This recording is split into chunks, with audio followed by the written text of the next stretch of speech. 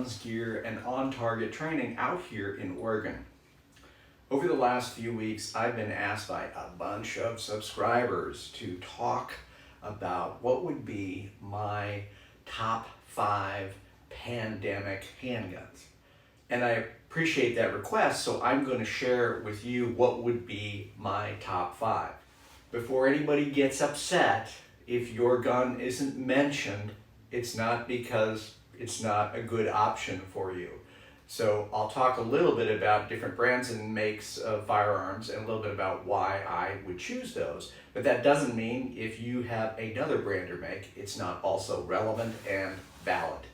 If you like this video or any of the videos that we produce, I'd ask that you subscribe to the channel, click the like button, and share it with your friends and family. Okay, let's start. So here's the first gun that I would add if I were building out 5 handguns to deal with a pandemic situation that might involve civil unrest or whatever. The first one's going to surprise you. Okay, so here it is, a .22 pistol. So in this case we have a Browning Buckmark, and it doesn't have to be the Browning Buckmark. It could certainly be something else, such as the M&P 22 Compact. Why a 22? Well, a few reasons.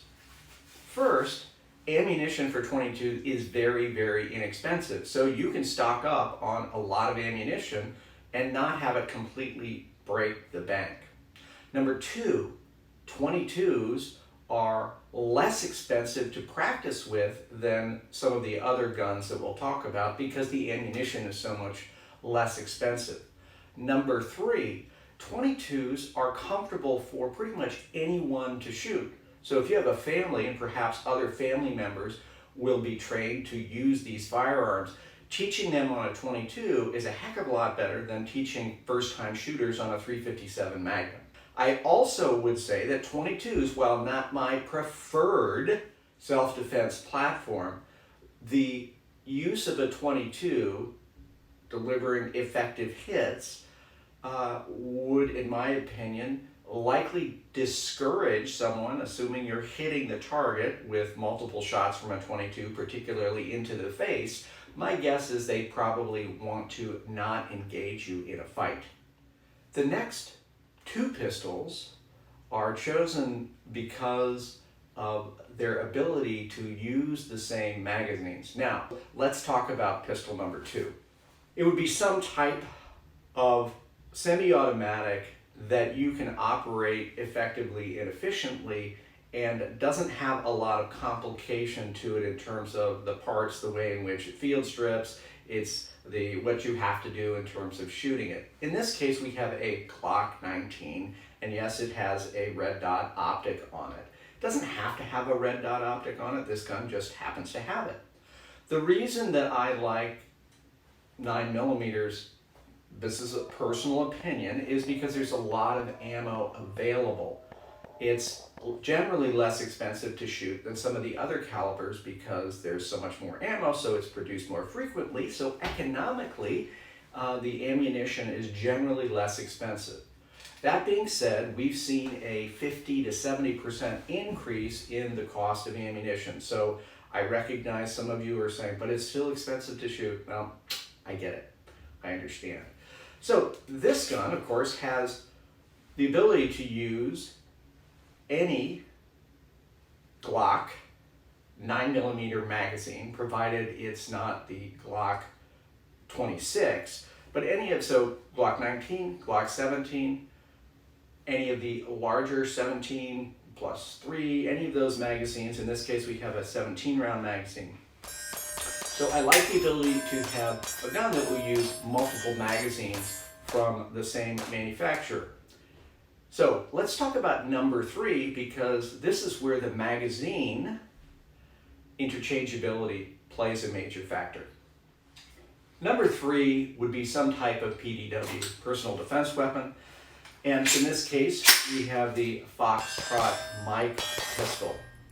So what I like about a 9mm pistol that takes the same magazines as the pistol I was just showing you, the other pistol, the Glock 19, is the fact that I have magazine interchangeability, which means if I have a Glock 19 magazine, I can put that magazine right into here and run this gun the same way I would any other pistol.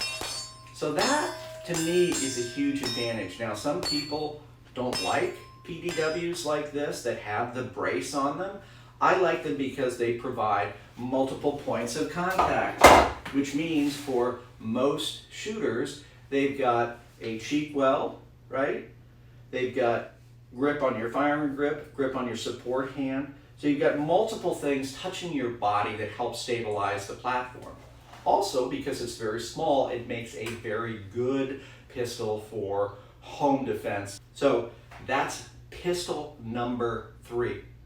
The next handgun I choose in the 5, so this would be number 4, is a revolver. In this case, we have the Smith & Wesson 686 and 357 Magnum. Why a revolver? A revolver is very simple to operate, and if you have people in your family perhaps who are not comfortable working the action on a semi-automatic, maybe they don't have the strength to cycle a slide, maybe they're just uncomfortable with a semi-automatic, a revolver is a great option. And that's because it's easy to use, it's easy to confirm its condition, loaded or unloaded, it's easy to unload. Yes, it is slower to load, even with some sort of loading device.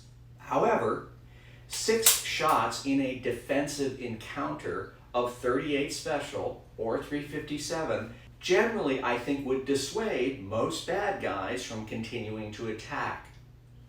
Now, some people think the revolver is past its usefulness. I disagree. So number 4, again, of our 5 handguns is the revolver. Number 5 of our pistols is another PDW, this time in 5.56. The ability to stop an attacker likely will be increased with the use of a 2.23 or 5.56, assuming you're getting hits. Now, well, folks, that's my 5 handguns that I would choose for a pandemic.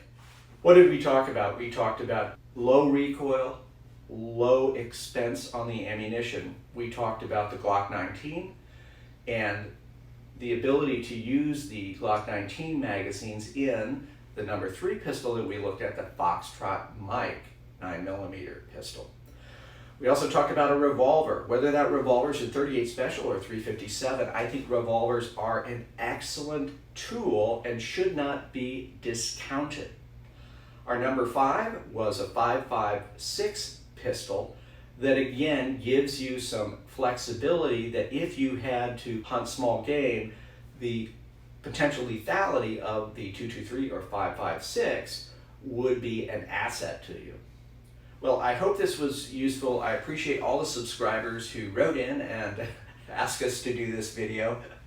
We'll be doing a top 5 long gun video next week, so I hope you'll stay tuned. Hey folks, thanks so much for watching. Finally, and as always, stay safe.